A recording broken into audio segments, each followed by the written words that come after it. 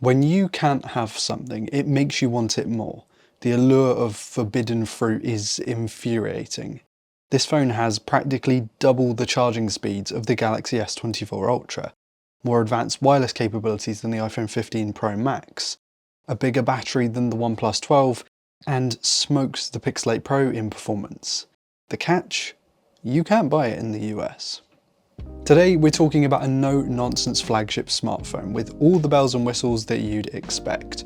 Crazy high-end latest Snapdragon processor, loads of memory at 12 or 16 gigabytes, and storage that starts at 256 gigabytes, goes all the way up to 1 terabyte. We're talking about a phone whose display will wow you, whose build will impress you, and whose lack of availability in the US will certainly frustrate you. This is the Honor Magic 6 Pro, and you've heard quite a lot about it already in this video, so I'm just going to get on with it. From a hardware perspective, both inside and out, there's not much to not like about the Magic 6 Pro. It's rapid thanks to the impressive internal specifications, making it about as fast as any other phone on the market. Yes, that includes demanding games and multitasking if you're trying to balance 3 social media accounts, for example, at the same time. Thanks to its 12 gigs of RAM in this particular model, the Magic 6 Pro should last 3 or 4 years minimum before really starting to slow down. And longevity-wise, the 5600 mAh battery, combined with 80 watt wired and 66 watt wireless charging, have you covered there too.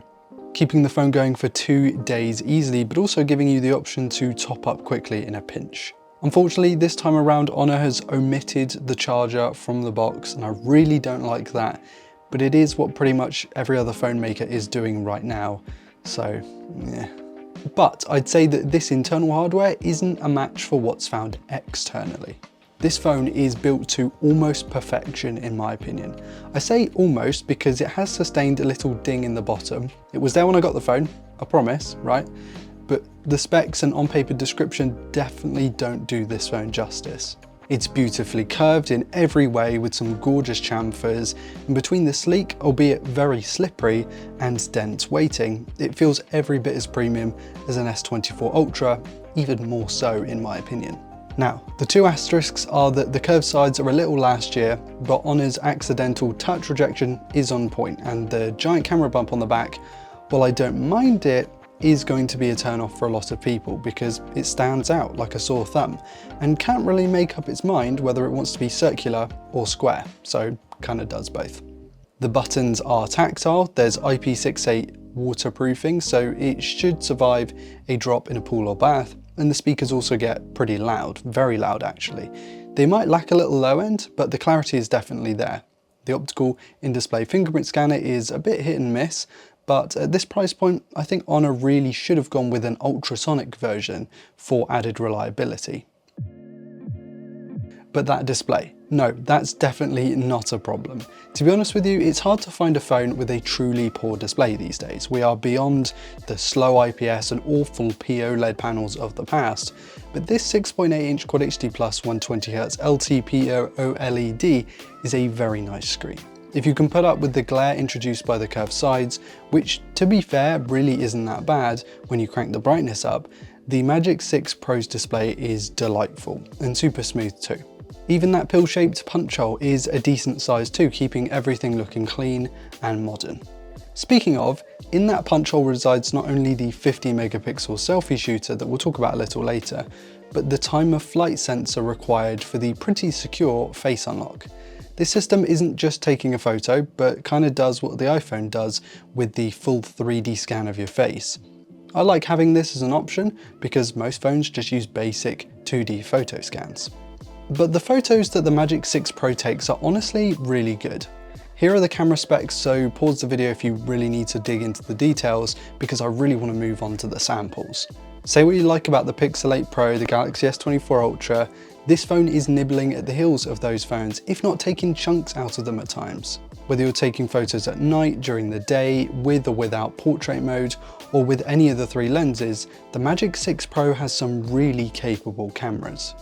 I thoroughly enjoyed taking it out to shoot some photo and video samples for the review, and dare I say it reminds me of those Huawei phones that I absolutely loved back in the day. You know those terrible dedicated macro cameras on cheap phones? Well, the 6 Pro proves you don't need one of those to capture some really good close-up photos. It might be a little gimmicky, but it's nice to have and I like having the mode here. The 6 Pro's cameras aren't perfect. I think sometimes the ultra-wide can struggle a little bit in low light, and there are times where the portrait mode cutout is a little off too. And I'm not sure why there really needs to be a separate aperture mode and portrait mode. I think they could easily be combined or merged together. But in stills, this phone is right up with the best, and I'm a massive fan of the colours especially. And it's just as good in video too. It'll record up to UHD 4K 60fps, but a lot of my footage was shot at 30 to match this video. I'll denote where I've adjusted frame rates on screen.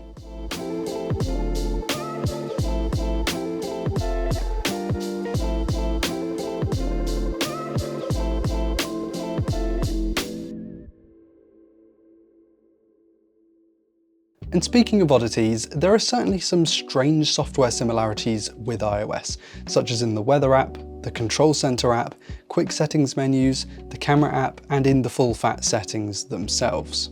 Now, this is no iPhone. The Magic 6 Pro runs macOS 8 atop Android 14, and to a lot of Android enthusiasts, Honor's software is a little love-hate. I really like it, and I can get on with its quirks. It functions well, and I have had no complaints in my week or so with the phone. There has been some fairly poor software support from the firm in the past, and the company still takes its sweet time to deliver new Android versions. Honor's website is guaranteeing 4 major software updates and then a further year of security patches. I don't know how many people really hold on to their phone for more than 5 years, but if you do, and you're in places where the Magic 6 Pro is sold, then maybe consider going for a Pixel 8 Pro instead. But to be quite honest with you, you'd be hard pressed to convince me to buy the big ticket Pixel over this phone. It has a nicer design, better battery life, much more potent performance, and has all the camera features that I personally really want, even if it lacks some of the software magic that the Pixel has. Does it have Audio Eraser and Magic Editor? No, and those things are what a lot of people seem to value, but not enough to supersede Samsung's smartphone market share. There we go. But at the end of the day, it's a real shame you can't buy this phone in the US.